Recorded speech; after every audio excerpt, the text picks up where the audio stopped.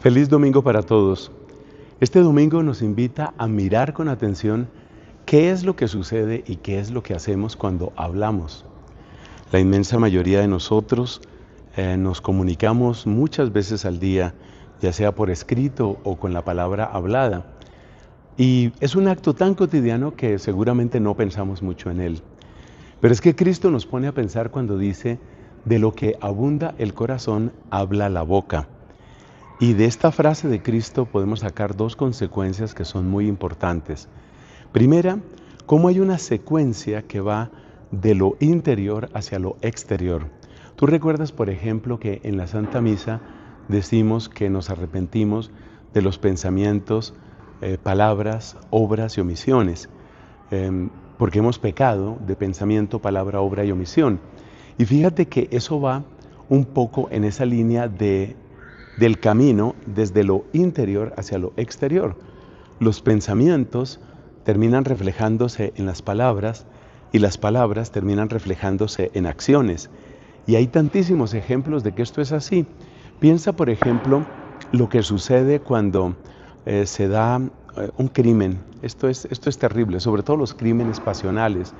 La persona empieza por pensar mal de su pareja, luego vienen las discusiones de palabras, luego viene la agresividad, el insulto, y todavía estamos en las palabras, pero después de esas agresiones verbales vienen las agresiones físicas, hasta llegar incluso a casos gravísimos y auténticos crímenes.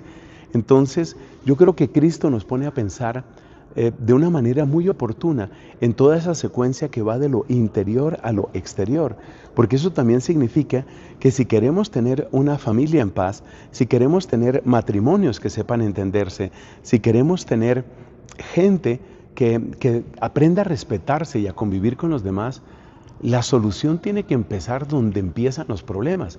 Y los problemas no empiezan afuera, los problemas empiezan adentro. Y si no limpiamos nuestro corazón, si no limpiamos nuestra alma, si no tenemos corazones más limpios, pues tampoco vamos a tener palabras que construyen y tampoco vamos a tener esas acciones que finalmente hacen tanto daño. Así que yo creo que es una tremenda lección la que nos da Cristo aquí. Atención a eso. Si quieres que mejore lo exterior, hay que empezar por lo interior. Ese es el primer punto.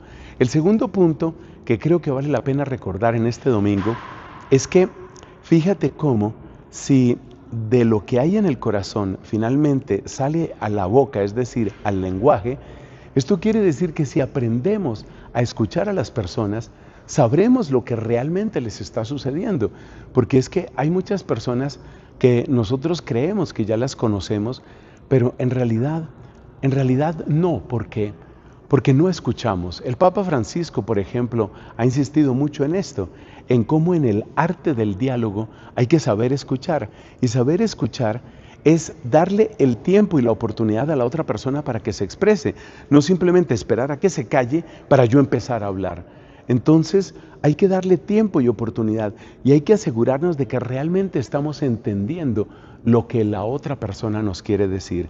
Hay que dar esa oportunidad y hay que asegurarnos de que estamos entendiendo, porque solamente así podremos decir que hemos comprendido a esa otra persona, y solo cuando comprendemos a la otra persona puede haber un verdadero diálogo.